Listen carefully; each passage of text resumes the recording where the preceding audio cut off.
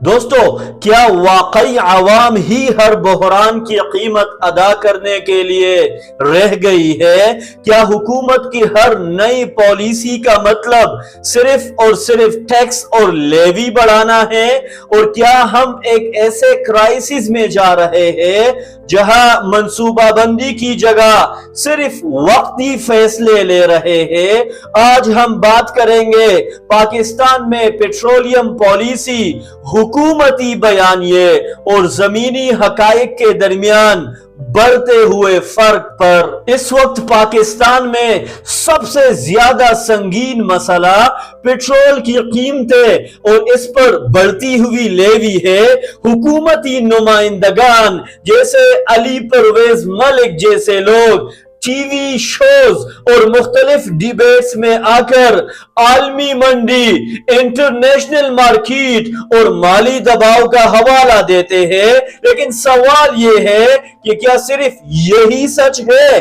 کیا واقعی ساری ذمہ داری عالمی حالات پر ڈال کر حکومت اپنی ناکامی کو چھپا سکتی ہے؟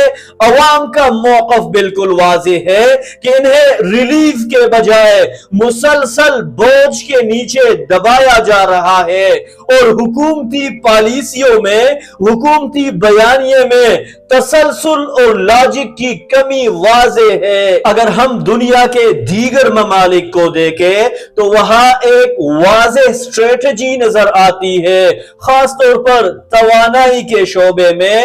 جاپان جیسے ملک کو دیکھ لیجئے، انہوں نے اپنے لیے اسٹریٹجک پیٹرولیم ریزرو بنائے ہوئے ہیں جو کسی بھی بڑے کرائسس کے دوران کئی مہینوں تک ملک کو سہارا دے سکتے ہیں۔ اس کے برعکس پاکستان میں آج یہ بات کی جا رہی ہے کہ ہمارے پاس ذخائر نہیں ہے یا کم ہے، اس لیے لیوی بڑھاتے جائے اور عوام کی کمر توڑتے جائے۔ یہاں بنیادی سوال یہ پیدا ہوتا ہے دوستو کہ یہ پہلے کیوں نہیں کی گئی؟ پہلے سے پلاننگ کیوں نہیں ہوئی؟ پہلے سے اس طرح کے ریزرو کیوں نہیں بنائے گئے؟ کیا عوام پر بوجھ ڈالنا ہی واحد حل رہ گیا ہے؟ حکومت کا موقف یہ ہے کہ معیشت دباؤ کا شکار ہے اور ریونیو بڑھانا ضروری ہے، لیکن عوام اس کو ایک مختلف زاویے سے دیکھتے ہیں۔ ان کے نزدیک یہ فیصلے ایک کمزور پالیسی اور غیر مؤثر مینجمنٹ کا نتیجہ ہے۔ جب بجلی مہنگی ہو، پیٹرول مہنگا ہو اور روزمرہ کے اخراجات بڑھتے جائے تو عام آدمی کے لیے زندگی مشکل ہو جاتی ہے۔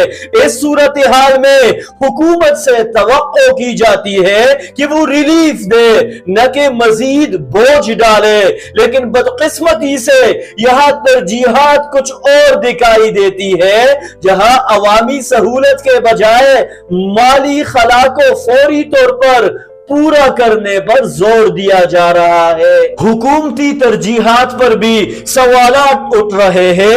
عوام یہ محسوس کرتے ہیں کہ فیصلے میرٹ کے بجائے مفادات کے تحت کیے جا رہے ہیں۔ حالیہ عدالتی معاملات اور ججوں کے تبادلوں جیسے اقدامات نے بھی اس تاثر کو مضبوط کیا کہ سسٹم میں شفافیت کی کمی ہے۔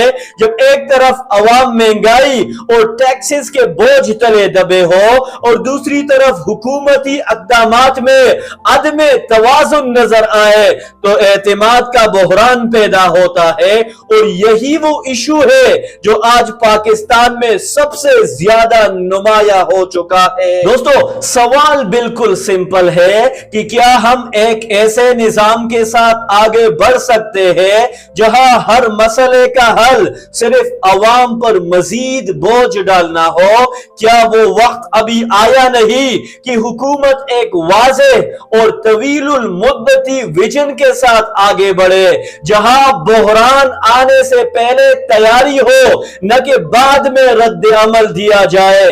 اگر اصلاحات نہ کی گئی تو یہ صرف معاشی نہیں بلکہ اعتماد کا بھی مسئلہ بن سکتا ہے، اور جب عوام کا اعتماد ختم ہو جائے تو کوئی بھی نظام زیادہ دیر چل نہیں سکتا۔